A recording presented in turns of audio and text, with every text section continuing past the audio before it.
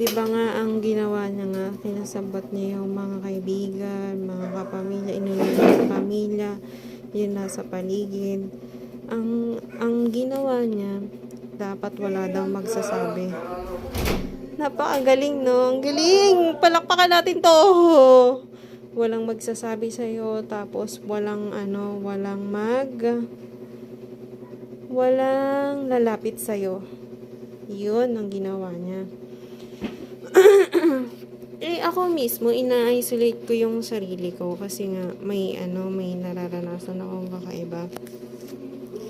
So, ayokong hindi dahil gusto kong, o hindi dahil ayokong malaman mo na na may ginagawang kalokohan sa akin. Hindi, no? Magsasabi kayo ako. Na gusto kong malaman mo na may gumagawa ng kalokohan sa akin ever since. Tapos, matindi yung ginawa niyang kalokohan. Halos ikamatay ko na. Tingnan mo, nag-iba yung itsura ko. Simula nung araw na yun, patay na lang, itsugi na lang natin tong sila. Siya yung nagdesisyon na itsugi na lang natin tong si Glenn.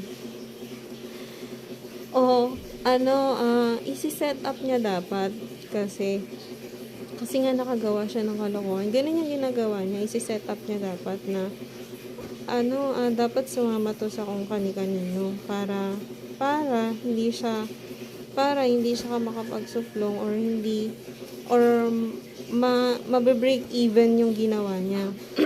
Kaso hindi naman ako ganun eh. Hindi ako sasama-sama.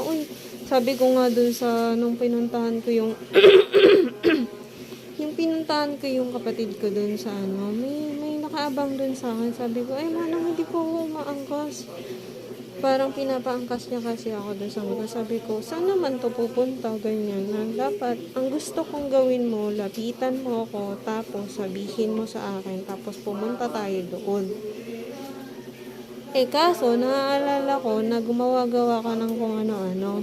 Tapos sasabihin mo, pinagkaso mo ko.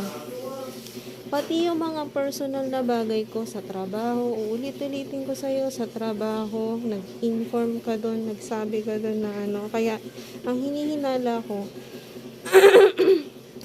iniisip nila nakasabot ako sa ginawa mo. Yun pala, may nalaman ka sa mga ginagawa mo akong source. So, good luck! Kasi